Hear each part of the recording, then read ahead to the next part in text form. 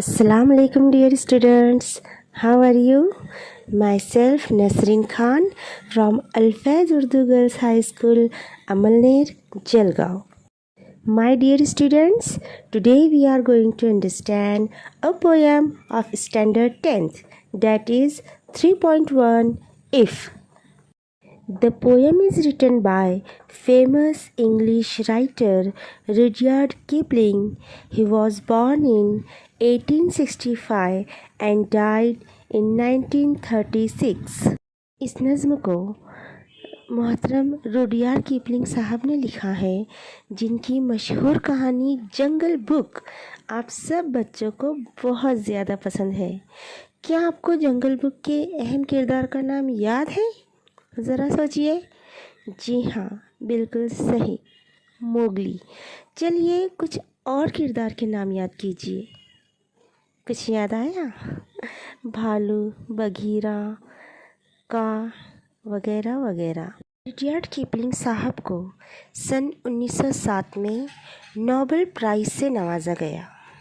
प्यारे बच्चों, आज जो नज़्म हम यहाँ समझने जा रहे हैं वो बड़ी ख़ास है, क्योंकि इस नज़्म में एक वालिद के ज़रिए अपने बेटे को बड़े ही अहम मशवरों से नवाजा गया है।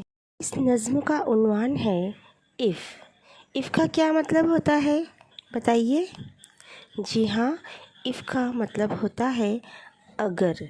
प्यारे बच्चों, हमारे साथ कई मर्तबा ऐसी सिचुएशन पेश आती है कि हमसे कोई गलती हो जाती है, तो हम सोचते हैं कि काश मैंने ऐसा किया होता, काश मैंने वैसा किया होता, अगर मैं ऐसा करता।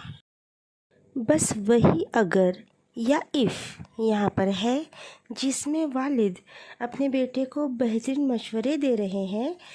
अगर बच्चे अपने वालिद के इन मशवरों पर अमल करें तो उन्हें अपनी ज़िंदगी में कभी पछताना नहीं पड़ेगा और ये सोचना नहीं पड़ेगा कि काश मैंने ये किया होता या अगर मैंने वो किया होता तो अच्छा होता।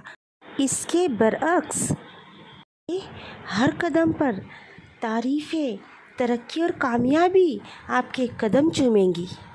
तो आइए शुरू करते हैं आज की हमारी पोएम इफ़।